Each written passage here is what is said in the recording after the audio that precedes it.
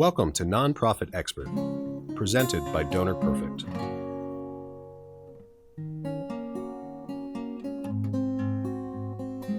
Thank you for joining us. It's my pleasure to welcome you to Nonprofit Expert, presented by Donor Perfect. And in this series of conversations, we're talking about respect and relationships and resources, and how successful development programs are mindful of all three and make sure that they are properly structured and resourced for success. I'm so excited right now to introduce you to Birgit Smith Burton. Birgit and I met each other through AFP, and we share having served, she currently and me in the past, having served as a board chair of AFP Global. Her body of work is much more broad and extensive than that. And I'm going to ask her to share with you a little bit more about her professional journey and the roles she's had and the things she's working on now. So first of all, Birgit, thank you so much for joining us. It's my pleasure. I'm so glad to be able to share this space with you. You don't know that when I used to see you when you were the global board chair and you would be up on the stage at the podium, I thought, what job is that? That is so huge and important, and I could never be that. And you set the bar so high that, I thought, it's not possible. But you have been so kind in how you've supported me and been just a role model. So I just want to thank you for that. My journey as a fundraiser, like many of my contemporaries, I stumbled into a career. But what I'm most proud of, it's my first 11 years where I worked for the United Negro College Fund. They were hiring novice fundraisers or those that had no experience, as long as you had a college degree. And UNCF, helped us learn fundraising, and that's where I cut my fundraising teeth, per se. And then I was hired by Georgia Institute of Technology in Atlanta. And, I was hired as the associate director for foundation relations, which was something I couldn't even imagine, that there was a job for a person who was the second in charge when it came to managing the university's foundation relationships. But I was kind of glad that they didn't hire me as they originally intended, to serve as the first director of development for Georgia Tech and Emory's joint biomedical engineering school, because that was really kind of scary to think that I would be raising money for biomedical engineering. So that's how, so I just retired from Georgia Tech after 25 years. Oh, and let me also say that while at Georgia Tech, in 1998, when they hired me, I was the first frontline fundraiser of color that Georgia Tech had ever hired. And so, kind of going back to my fundraising roots of, starting my career working for the United Negro College Fund, I did decide to create the African American Development Officers Network, AADO, which connected me with the fundraisers in what's called the Atlanta University Center, which are the historically Black colleges and universities in Atlanta, not far from Georgia Tech. So, And that's certainly grown so much. That's grown so much. Talk a little bit more about that. oh yeah, from 25. So I reached out to my counterparts at Morris Brown, Clark Atlanta University, Spelman, Morehouse, and invited them to join me in creating this network. So there were about 25, 50 of us, and we would meet annually at Georgia Tech. And now, 25 years later, the network is nearly 4,000 members strong across the country and in Canada. And 85% are fundraisers of color, or those in the fundraising profession. And the remainder are allies and talent managers. Your work's not done, that's for sure. Not at And all. what you've been talking about, of course, is relationships. Mm-hmm. because none of that would have been possible without relationships. And you wouldn't have stayed at the fund that long, you wouldn't have been involved at Georgia Tech that long had you not been really, really good at relationships. And I know when we were talking earlier, you mentioned 4 key elements that are necessary for healthy relationships: trust, credibility, accountability, and transparency. And of course, I'm sure there are others, but talk for a little bit about trust, accountability, credibility, transparency. Why are they so important? How do they play out in individual relationships? Sure.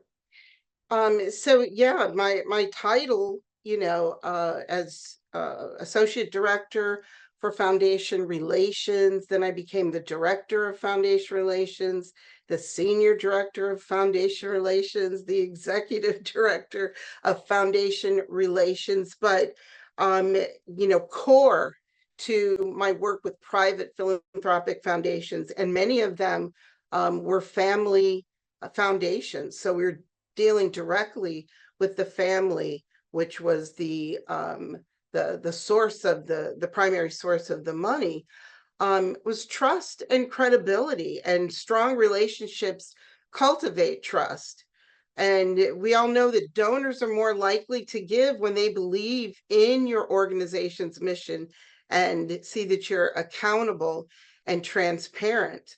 One of the things that I didn't say that I feel is interesting, particularly Robbie, with smaller organizations, is that your own, an individual fundraiser's own financial support of an organization is viewed by a donor or a prospective donor as being really key to their belief that you believe in the mission and the vision of the organization. And I didn't note that earlier, but when I worked for UNCF, our president of the organization would not invite individuals to serve on UNCF's board solely because they were representing, a major corporate gift. They had to bring their own money, make their own gift to the organization as well. So, if your company gave $100,000 to serve on that board, you also had to make a gift, your $1,000 or $5,000 gift. And it shows, a strong level of commitment. But trust and credibility is important. And I'll give you an example that I can actually share. It was public, it was in the news, about a gift that was made to Georgia Tech. It was made by a Georgia Tech alum. His name was Tom Dupree Jr. And he made a $20 million pledge to Georgia Tech's College of Management. And at the time, the company that he was the chairman of was doing well, and the stocks were around $28 a share. By the time it came time for him to make good on that pledge, the stocks had decreased to somewhere around, I think it was like maybe a few dollars a share, or maybe even 28 cents a share. I know it had dropped significantly. He couldn't make good on that pledge, and it hit the news, and it was a big deal in the news. And the reason I mention that is because that did cause some, depending on how you read that news report, it did cause some trust issues with prospective donors or those who were already donors in, being able to trust the university, in that, had we carefully vetted that gift and we had announced it, made it so public that we put his name on the school's College of Management, and then had to take it off. So, that's just an example of how, publicly trust issues can impact, donors' interest in giving. You raise a very interesting point, and of course, that was a financial reversal that I'm sure he didn't have any way of predicting, nor would he have wanted to predict. But regardless, he couldn't fulfill that. I think the other thing that has caused some real trust issues with donors is the recent issues around social justice. And I don't know about your experience, but in my experience right now, boards are more and more willing to have critical conversations about what is our naming structure? What's our naming policy? Who's going to decide whether a naming can be awarded? Are there any circumstances where we would strip a naming from a building? And if so, who has to decide that? Do we unilaterally have the right to do that? And I think it's a sad commentary, but an important one for us to really understand that when we accept a commitment from someone, we're connecting their brand to our brand. We're connecting their reputation to our reputation. And the analogy I always love is, imagine this beautiful flat piece of paper and you crumple it up into a ball. You can straighten it out again, you can flatten it out again, but it's never going to look the same. So repairing your reputation, do you ever get it back to where you want it to be? And I hope in the case that you're describing, people could understand he didn't intend to have this financial crisis in his life. But I think that that issue of credibility and respect is so interconnected, and boards are more willing to have those conversations, and staff who in the past may have heard, well, if we have a crisis, we'll deal with it then, are in a position to say, let's get out ahead of this. So if we have a speed bump, it doesn't become a crisis. Well, absolutely get out ahead of it, because you never, you're not able to anticipate, what might happen to someone financially. Or, there was a building named for Bill Cosby's wife on the Spelman campus, and it had, the Cosby name on it. And, it was a women's center. So I recall when, the situation, revolving around Bill Cosby and, his legal issues and, public trial, what Spelman faced with what they should do with that name being on that building. But I will say in closure on that, it wasn't Mr. Dupree's, fault. They did accept, his explanation and named a scholarship in his honor with the money that he had already pledged and paid up to that point. So there was resolution. And that's good, because I think I can only imagine you want to keep a strong relationship with a donor even when they have a reversal. Sure. And I think we saw a lot of that in the mid 2008, 2009, where people had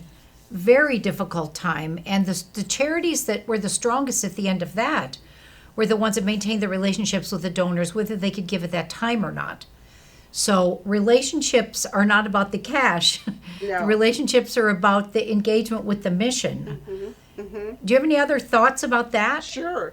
So I think about, advocacy and ambassadorship, and a couple of the organizations that I've been involved with. One was named for civil rights icon Reverend Hosea Williams in Atlanta, Georgia. His organization started out as Hosea Feed the Hungry and Homeless. It's now Hosea Helps. He established the organization because he had come out of a restaurant with a fish sandwich wrapped in wax paper, and a man who was without a home to live in asked if he could have the sandwich. And Reverend Williams gave him the sandwich, and the man ate the sandwich and the wax paper all at the same time. And that impacted Reverend Williams so much. He started the organization, Hosea Feed the Hungry and Homeless. And I got involved with the organization, I don't know, maybe about a decade or so after he started it, because his daughter and his son-in-law had taken it over. And so I served the organization for 17 years on the organization's board. But what I really learned by engaging with people in the community, some really big financial contributors to the organization, but also some modest givers, the $100, the $200 donors who, when they would spend time with the organization, serving people during the meals of Thanksgiving and Christmas and during the Martin Luther King holiday, and they would meet the people who were many times, Robbie, no different than them, and they realized that they could be a paycheck away from being in that same circumstance. Just being able to engage and be involved with the services that the organization is responsible for providing, they turned from just donors and volunteers to advocates. So they would be down at City Hall, lobbying, for, more resources and, legislation that would impact those who find themselves, facing food insecurity or are unhoused. And so I really learned that beyond the gift, as you said, just the transaction of making the donation. I was going to say write a check, but does anybody write a check anymore? I don't know who do that. But beyond that, they were becoming true advocates and ambassadors for the organization. I was involved with an organization that they actually created a board name. Instead of board members, we were called the organization's ambassadors. And one other organization was the Center for Black Women's Wellness. Learning how to get people to reach into their own circles of influence and find out that they had connections with people that could actually serve as in an advocate role that would really help to advance the mission of the organization. So those relationships are huge and very key to helping these organizations oftentimes advance. You raise an interesting point about working collaboratively, and you might agree, there are always the hierarchies on paper, and then there's the way people actually engage with each other. And sometimes that fluid engagement is fine. Sometimes it can get sticky. So when you had a situation like Hosea Helps, where people took on new roles and responsibilities, did that evolve to have someone trying to coordinate those people doing lobbying at the State House or beyond? How did that work and I'm imagining it was a pretty scrappy organization without a lot of extra people to take on those roles. How did that evolve? So, good point, because truly I can tell you now, the staff is still very small. I'm going to guess maybe about 25 people, but the volunteers, I've seen the volunteer list is 5 and 6 and 7,000 strong, right? That come out and help. And so when they're organizing everything from, helping to distribute clothing and provide medical assessments, there are volunteer coordinators among the volunteers who have the expertise and the knowledge, who willingly step up and help to coordinate, with the volunteer coordinator from the staff, but they've got the expertise and the connections that, I recall one time going down to, to the city hall, during, one of the council meetings, to actually sign up to speak during the meeting to, advocate for, certain grants to be given to the organization, as well as to be aware of money that needed to go out into the community through other organizations. So, rallying volunteers to come together, I mean, we know, have both of us served as volunteers, that oftentimes an organization without the volunteers and without the volunteer leadership and the volunteers that step up to coordinate, the organization would never be able to do that, on their own. They don't have the bandwidth or staff to be able to organize that. Have you in your own practice encountered a place where that fluid engagement between people at different levels or roles became a challenge Sure. that you had to navigate? Yeah. Because I think most of us in this kind of work, occasionally somebody wants to talk to us about something and it may not be the most appropriate point of entry. How do you navigate those things in your practice? Robbie, I mean, this can be challenging and it can be touchy because I actually developed a really, really strong relationship with a major donor's wife, who actually, it was his ex-wife, who actually was extremely philanthropic. As a matter of fact, for 20 years, she gave anonymously through a fund that I was only one of a few people that knew she was the money behind it. But in establishing this relationship, it, it became just a little bit problematic because she valued the relationship with me, and she would actually call me on my cell phone. And sometimes she would share information that might be, well, not might be, but that for staff that, were managing the foundation, might see it as a little bit kind of circumventing them. Do you know what I mean? And so, So she had staff working, helping her distribute her fund, yes, yes. and they would see that as somehow going behind their back. Well, it just not going behind their back. I mean, they appreciated and acknowledged and understood that it was her money. She could do whatever she wanted to do, but there still was an appropriate process. And so, I was governed by the appropriate process in terms of completing the application, submitting the proposal, all of the steps that were required to, solicit the funds. At the same time, I had developed a really good relationship with her, and she would call and sometimes share some information that might have, it wasn't that she was breaching any confidence, she was sharing her own thoughts and opinions. And that kind of informed me sometimes to make some decisions that might have been contrary to what the process was, or what the foundation staff might think. So I'll give you a very simple, small answer.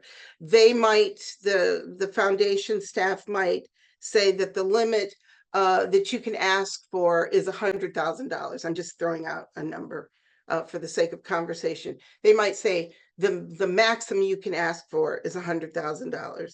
And she might tell me, I really like this particular program and what's happening. Yes, you should ask for $250,000. Ask for 250,000. Do you know what I'm saying? And so that would be hard because the staff is saying no, the cutoff is 100, but the person who's holds the purse strings, whose money it is saying 250,000. So how do I do that? I don't want to upset staff because I, have a good relationship, but I also don't want to miss out on 150,000 more dollars. So, you know what I mean? It would be a careful, sort of avoiding landmines in, kind of sharing information, but not, disrespecting the process and giving the impression that I'm circumventing the process. Right. Yeah, I think anytime there's a private foundation with a living donor, rules can be suggestions, and it's hard when you're the staff person. It can be very hard. Yes. You also shared a scenario with me where you did some consulting work at Clemson, where an interesting group of people wound up helping a donor see their potential. Do you want to share that one? I was asked by a good friend to come in and give some advice and counsel to a small development team that was mostly, it consisted of fundraisers who were not diverse. There was one African American fundraiser on the team, and they were challenged with working with their particularly African American alumni. And so I said, what would be great is if I organized a panel discussion and brought 4 Black alumni to sit in front of the development team, and they could ask any question they wanted to ask, respectfully. And so they did. And these 4 alums, one, he had graduated from the university in the late 60s, the first African American to earn a PhD. And he was no holds barred. He was telling it like it is. He said, don't call me, don't come see me if you aren't African American, because I don't feel that you care what my interests are, what I want to fund at the university. And right now I'm not feeling the warm fuzzies, about supporting much. And Robbie, you should have seen them. They were taking notes frantically. Don't call him. Don't go see him. Oh my goodness. They were traumatized. They were like, never, we're not going to, send him a note.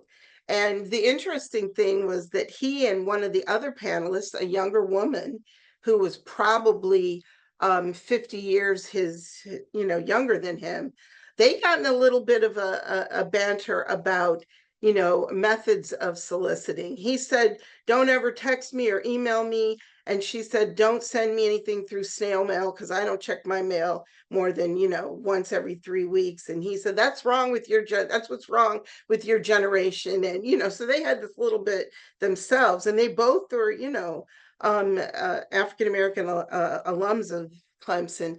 And so it was a good conversation. People learned a lot. And a few weeks later, one of the senior development officers called me and said, you're not going to believe this, but Mr. So-and-so just made a $500,000 pledge to the university. And you'll never believe who asked him. And I said, tell me. And they said some of his classmates who are, high level, executives in corporate America, but they, had graduated with him or around the same time as him. But before they asked him to join them in making this pledge, they apologized to him for the experience he had when he attended the university of, racist treatment, and from students as well as advisors. And then they invited him to join them in making the pledge. And he said he felt that they cared about him and what his interests were. And really his disappointment and his gruffness was based on his hurt. He had just been hurt, and he just needed someone to apologize for the hurt and then care about what his interests were. And so, I just find that interesting, that, if you take the time and really understand a donor's motivation and what their interests are, you can not only secure the gift, but maybe secure a gift multiple times bigger than you ever imagined. So I love that story. And I love how surprised everyone was that he actually turned around and made a gift to the university. When you're telling that story, I'm reminded of that saying that we've all been taught: when you ask for money, you get advice. When you ask for advice, you get money. Mm-hmm. That seems like a classic case of listening to him, getting his advice. And of course, there was no guarantee that you would get a gift that large, but Right. at least he would feel heard. At He least felt he'd feel heard. heard. And I'm not calling him the Grinch, so please, nobody listening, I'm not. But remember when the Grinch's heart that day, when he saw them, and they were all singing Bahu Dore and dancing around, and they said his heart grew 10 sizes. that day. I feel like his heart grew 10 sizes when they said, "We're sorry." Now I'm gonna cry. Let me stop. So I have two more questions for you before we finish. Hmm. Imagine for a moment you're at the beginning of your career. Hmm. What is the best piece of advice you could have given yourself and the worst piece of advice you could have given yourself? Start with the worst. The worst. What do you wish nobody had told you because it wasn't good advice? Oh, that the road was going to be um, curvy and filled with rocks and um, potholes and difficult to navigate because I'm Black. I was told that by a college advisor who told me. And I mean, so the crazy thing about that, Robbie, is it was an advisor in a musical theater program that I had made it one of 15 people who were selected for the program out of over 800 that auditioned for it. So the good and bad of that is if he hadn't told me that, I wouldn't have left the major, and maybe I would have made it to Broadway, maybe not. But I ended up in fundraising, which ended up being the right career for me. So that bad advice, turned into this great career that I'm in. But the reason why I wish he had never told me is because that stuck with me for a while, not just because I left the program, but that stuck with me for a while. And having parents who lived through the civil rights movement, who had challenges in their lives as an only child of them. If they had known that's why I left the State University of New York at Fredonia, they would have grabbed me by the collar and marched me back and told me to finish out my degree. But I'm just saying the worst piece of advice, because that stayed with me for a long time. And how about the best? The best piece of advice was probably came from um, the person, and I can't remember exactly who it was, but who told me that I should really consider a career in fundraising. And I really didn't know that it was a thing. But I decided, with being hired by the United Negro College Fund, that maybe this was something that was new. Although I remember the president and CEO of the Southeastern Council of Foundations in Atlanta, he said that his mother told him that he would have a more respectable job other than as a fundraiser, since he had chosen fundraising, excuse me, he'd have a more respectable job if he played piano in a bordello than being a fundraiser. I'm glad she was wrong. Right. But that, she told him that in like I don't know, 60s or 70s. And so by the time I got into fundraising in the late 80s, 90s, it was turning into a really true career. And in 1995 in Buffalo, New York, I was making $50,000, which was a decent salary in 1995 in Buffalo, New York. Yeah, it's interesting how stereotypes influence our perceptions of ourselves. Absolutely. But yeah, I think I discovered you and I have one more thing in common. My calling in fundraising was discovered by a mentor. I had no idea it was a thing or that I could do it. So, bookends, AFP Global Chairs, and mentors found our muse. Robbie, I can't believe I said I don't remember who told me that. Shame on me. It was Charles Stevens. I wondered about that. Yes, how am I sitting? I'm just tired. I've been on the road for 3 weeks. But I mean, some people directed me, but he was the one that said, stay in it and you can make a career out of it. Good for him. I'm glad he did. I'm glad you listened. Me too. So thank you very much for joining us. I'm sure your lived experience will be inspirational to many people. And I'm grateful that you carved out the time to do this with us today. Well, thank you for inviting me. Oh, you're welcome. My treat, my pleasure. So this is part of Nonprofit Expert presented by Donor Perfect in our series Relationships, Resources, and Respect. Thank you for listening to Nonprofit Expert, presented by Donor Perfect. For more information and a special offer, visit donorperfect.com/podcast.